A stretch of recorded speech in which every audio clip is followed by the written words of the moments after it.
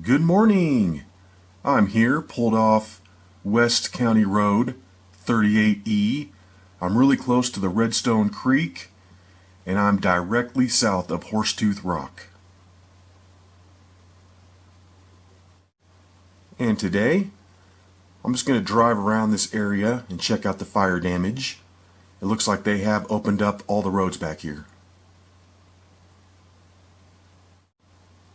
This is looking over to County Road 25E, and you can see it's got some damage.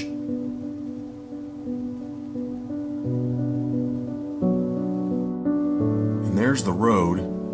Looks like the road did stop the fire from progressing any further, which is great, because if it would have got any further over by Horsetooth Rock, you're going to start getting into a lot of houses over there. I'm going to drive down the road for a second and get a closer look at the damage.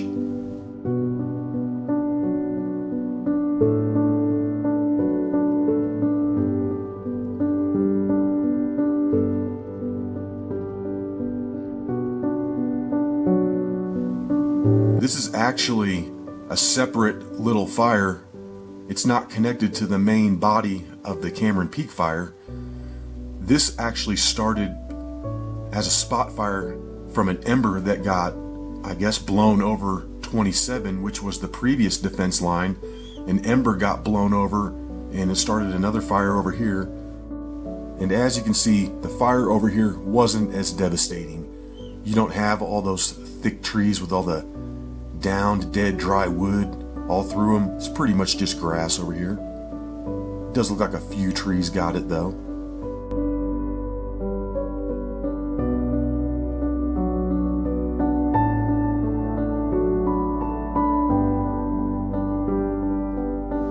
Look at these houses way up here on this hillside. I mean, it's completely burned all around those houses, but they're all still standing, which is fantastic.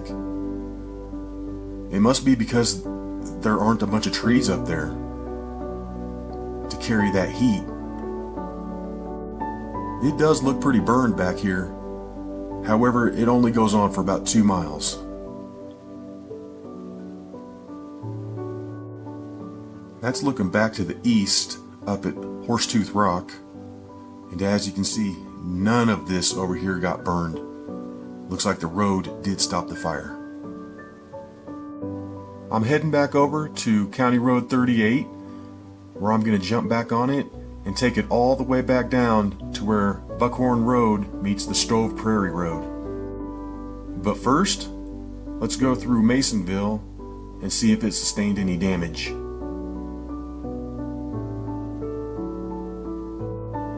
I'm pulled off Buckhorn Road just to the north of the Masonville sign, and this is looking over into the Bobcat Ridge area, and you can see it did sustain some damage over there. I did see a time lapse and it looked like it did burn through Mahoney Park, which is a shame because it's really beautiful through there. However, the fire did stop and it did not progress over to Masonville. This is looking good over here. Nothing's burned. And that even includes Dr. Bob's snake oil.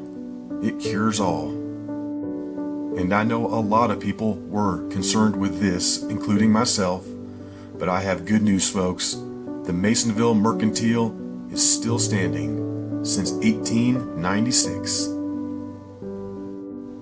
And as we continue on past Masonville on Buckhorn Road, this is all looking great. This is looking fantastic. None of this is burned. And look at this through here, guys. This is making me so happy.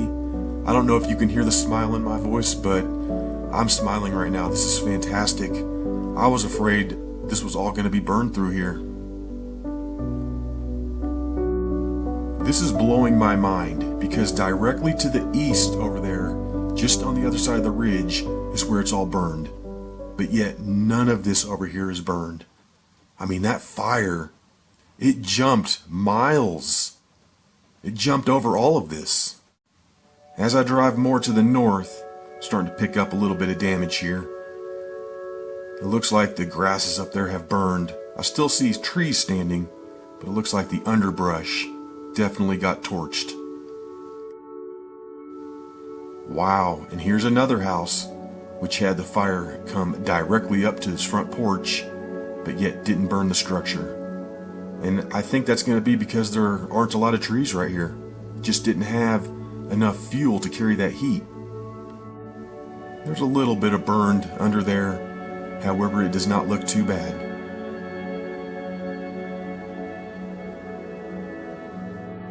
It looks like right here at this Stringtown Ranch is where we're starting to pick up a little more damage.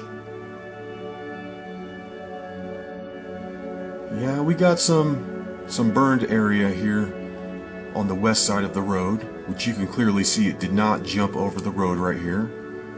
Well, it didn't immediately jump over the road right here. Everything off to the right is untouched.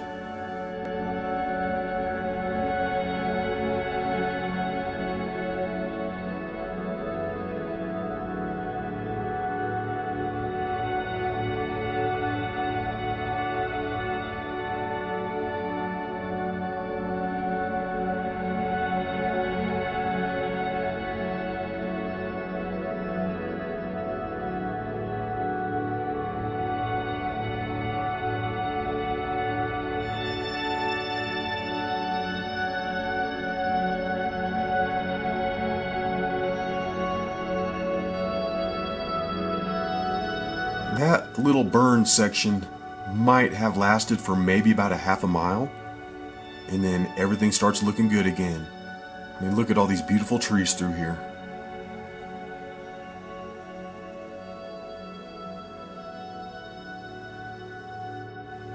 Alright guys, and it looks like we made it down here to where the Buckhorn Road splits off to the left.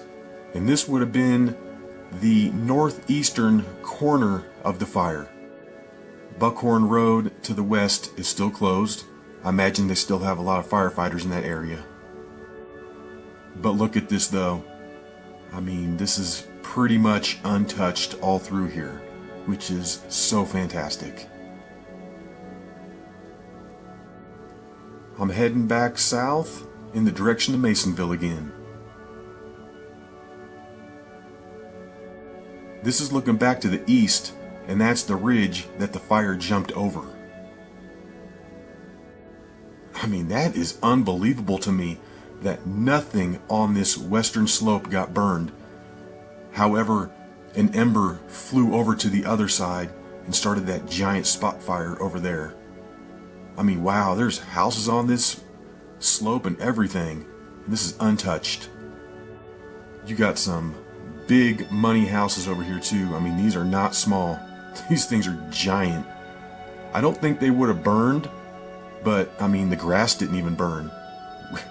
That's amazing. It's amazing that none of the embers landed over here and burned any of this area.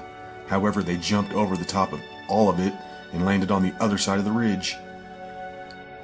All things considered, I'm pretty happy. I love County Road 27 back here, aka the Buckhorn Road. It's beautiful, and I'm glad that it's not all burned up.